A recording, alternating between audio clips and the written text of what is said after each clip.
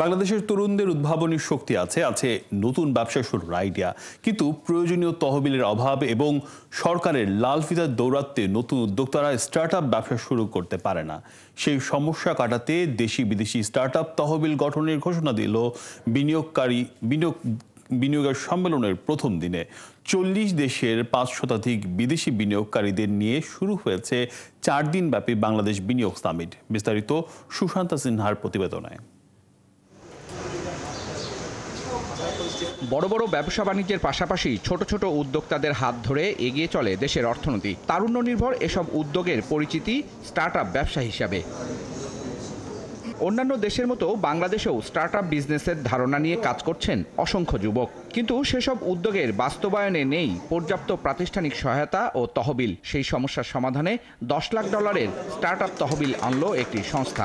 এই ফান্ডটা আমরা এই $1 মিলিয়ন আগামী 2 বছরের মধ্যে লঞ্চ করতে চাই। It has to be very unique idea এবং বাংলাদেশের সমস্যার সমাধান করে এরকম হতে হবে।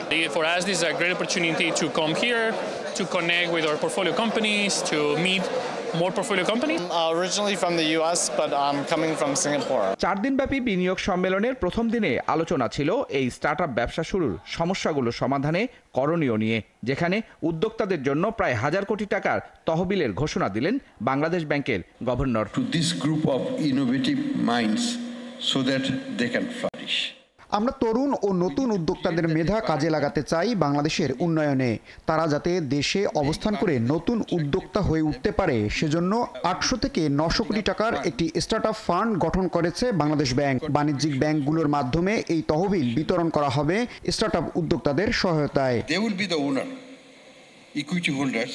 টাকার যোগান হলেও অনেক সময় ট্রেড লাইসেন্স নেওয়া সহ সরকারি লাল ফিতার দৌরাত্ম্যে ভেস্তে যায় অনেক সম্ভাবনা। সেই সমস্যা কাটানোর কথাও জানালেন নীতি নির্ধারকরা। বাংলাদেশে ব্যবসা করার ক্ষেত্রে ট্রেড লাইসেন্স পাওয়া সহ সরকারি সংস্থাগুলো থেকে অনুমোদন পেতে ঘুরতে হয় লাল ফিতার দৌরাত্ম্যে। বিশেষ করে প্রতি বছর ট্রেড লাইসেন্স নবায়ন নিয়ে পড়তে হয় ভোগান্তিতে। এসব সমস্যার সমাধানে কার্যকর উদ্যোগ নিচ্ছে বিডা। এর মাধ্যমে দেশি বিদেশি বিনিয়োগকারীরা স্টার্টআপ ব্যবসায় বিনিয়োগ করবে। 4 দিনব্যাপী এই বিনিয়োগ সম্মেলনে সেমিনারের পাশাপাশি চট্টগ্রাম ও নারায়ণগঞ্জের অর্থনৈতিক অঞ্চল পরিদর্শন করবেন বিদেশি বিনিয়োগকারীরা। সুশান্ত সিনহা, 71, ঢাকা।